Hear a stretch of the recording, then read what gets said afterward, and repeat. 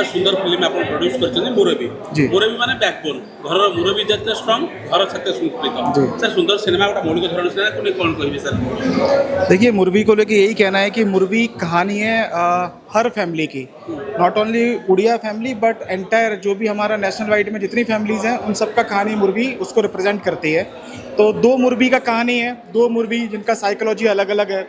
एक मुरवी ऐसे हैं जो बहुत ही डिसिप्लिन में, बहुत ही जो बोलते हैं ना कि समाज की बहुत सारी बेड़ियाँ और बंधन उनको लेके जीते हैं। एक मुरवी ऐसे हैं जो थोड़ा सा फ्रीडम होके जीते हैं, बहू को बेटी की तरह रखते हैं। तो ये कहानी बहुत सारा मैसेजिंग देती है लोगों को कि छत के नीचे रहने से अगर हमें लगता है कि परिवार साथ में है, बहू बेटे सब हम मिलके रह रहे हैं, लेकिन हो सकता है कि कहीं ना कहीं गैप है, आप लोग बात नहीं कर रहे हैं एक दूसरे से। आप लोग के बीच में जब तक बात नहीं होगी, एक दूसरे के आप सुख दुख में आप बात नहीं करेंगे, तब तक वो चीज़ निकल के नहीं आएगी, आपका फैमिली एक नहीं होगा। तो ये फिल्म ये बताती है कैसे आपको एक होना है। एंड सबसे बड़ी बात, फैमिली ड्रामा होते हुए इसमें उस तरह का क्लीशे नहीं है कि सास बहू की लड़ाई या फिर भाइयों का बंटवारा या फिर एनीथिंग एल्स। ये फिल्म काम करती है हीलिंग पे, ये फिल्म काम करती है आपकी साइकोलॉजी पे कि जैसे जैसे आपकी उम्र बढ़ती है, आप घर के मुरबी बनते हैं, आपको किस तरीके से अपने परिवार को कैरी करना है, घर को चलाना है। जैसे आपके बच्चे आपसे दूर ना हो, छत के नीचे आप रह रहे हैं लेकिन परिवार आपका हमेशा साथ में रहे, ये मैसेजिंग ये मूवी देती है। और बच्चे से लेके बूढ़े तक सबके लिए कुछ ना कुछ इसमें से टेक अवेज है। सर आप क्या कहना चाहेंगे, क्योंकि इतना बड़ा बड़ा स्टार यहाँ पे है, आप जिस तरह बोला कुछ कोई ना कोई कारण की वजह से एक परिवार बिछड़ जाते हैं जी। तो इसमें मुरबी का जिम्मेदारी जो लीडर का जिम्मेदारी कितना अहम रहता है, तो ताकि किससे क्या करने से एक परिवार में सुधार आए, ताकि एक बॉन्डिंग में बांध होकर रहे। देखिए, मुरवी जो होता है वो बैकबोन होता है फैमिली का। तो बैकबोन की जिम्मेदारी है कि परिवार में जितने भी सदस्य हैं वो सदस्य को एज ए इंडिविजुअल भी उनके जो थॉट्स हैं, उनके विचार हैं, उनको भी उतना ही सम्मान दे जितना वो खुद को देता है। कभी कभी हमें लगता है कि मैं मुरवी हूँ तो मेरे हिसाब से परिवार चलेगा।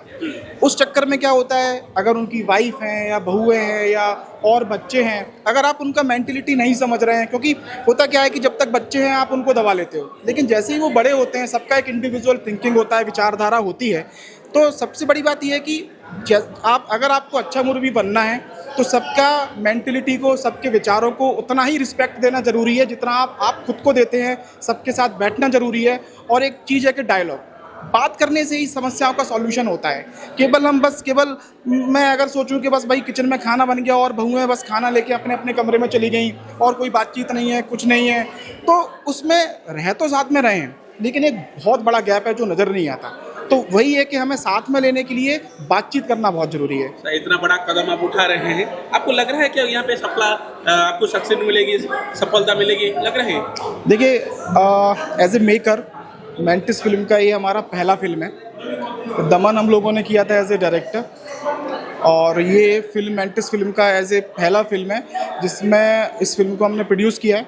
तो मुझे उम्मीद है कि ना केवल मुरवी को लोग प्यार करेंगे, बल्कि आने वाले टाइम पे इस तरह का कंटेंट हम लोग लेके आने वाले हैं जो कम बजट में बने, कंटेंट बेस्ड हो, कहानी ओरिएंटेड हो, और जिनका जो मेन लीड है ना, जो हम बोलते हैं कि हीरो है, हीरोइन है, विलेन है, मेरी नज़र में जो उसके कैरेक्टर्स हैं, किरदार हैं, वो मेन होने चाहिए। आपके मेन लीड कहानी होना चाहिए। तो हमारी कोशिश है कि मुरवी की तरह और भी कहानी लाएं। एंड डेफिनेटली जब 14 अप्रैल को ये फिल्म रिलीज होगी लोग इसको प्यार करेंगे, मुझे उम्मीद है।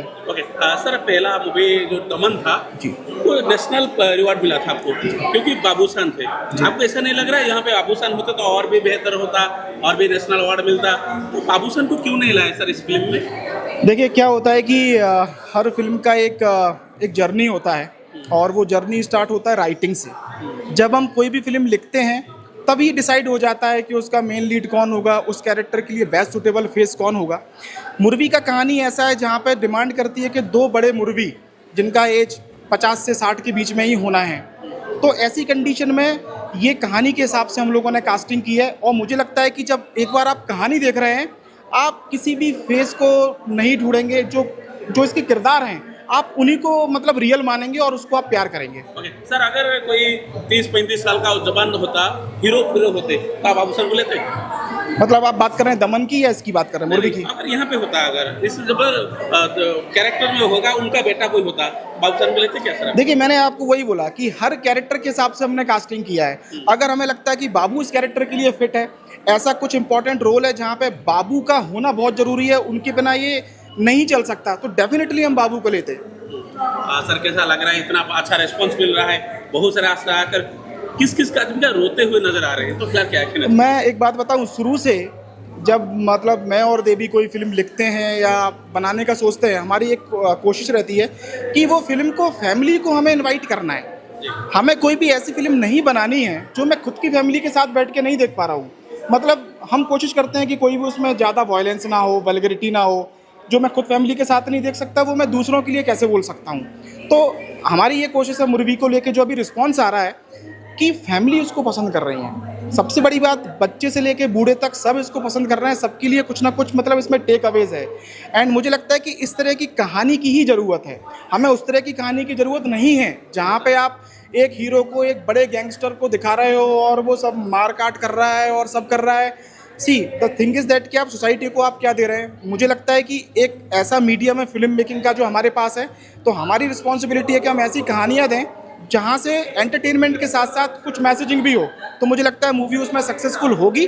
और आज का जो रिस्पांस मिल रहा है, डेफिनेटली ये वर्ड ऑफ माउथ के थ्रू 14 अप्रैल को लोगों तक पहुंचेगा and people definitely will come back to theatres. आपको लग रहा है ये भी दमन फिल्म जैसा नेशनल अवार्ड मिलेगा उसको? Finger crossed, anything could happen and I am sure कि अगर एक बार लोगों को पसंद आ गया तो sky is the limit. Thank you sir.